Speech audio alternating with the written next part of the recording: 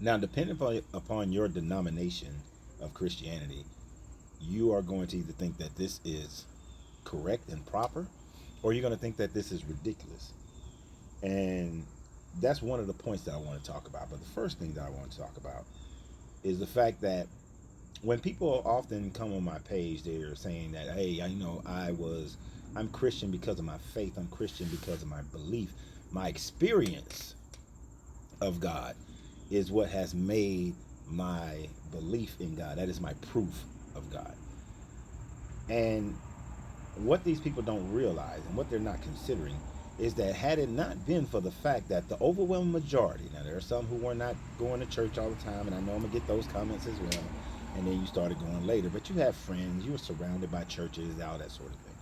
But for those who grew up in the church, as these young ladies and these young men are growing up in the church, they watched their parents do this exact same thing. They sat in the pews and they've seen when somebody came up and they accepted Jesus as their Lord and Savior. And then all the other parents come up and they're praying, and then they start screaming and they start speaking in tongues. You can hear a couple of the young ladies outside, but you can also see them looking around like, okay, am I doing it right?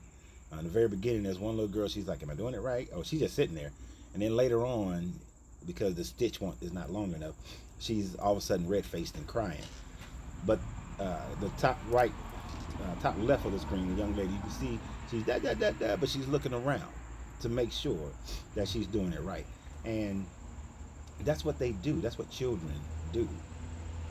Children mimic what they see. They adopt whatever lessons that they have been picking up from their parents or their surroundings, and they adopt those things and they continue to adopt those things and form their religious ideas.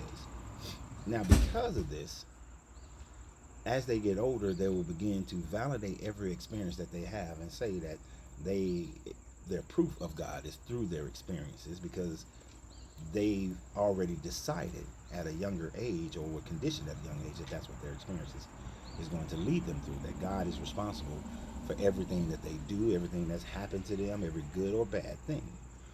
Now, as far as the denominations, this is also shows how different denominations are going to have disagreement about this entire situation. If you were Catholic, you're going to say that this is not Christianity, this is an abomination, this is not how God is supposed to work, or the Bible is supposed to work. But yet, if you're Baptist or Kojic, you're going to say this is exactly right. Look, from the mouths of babes and let the children lead them.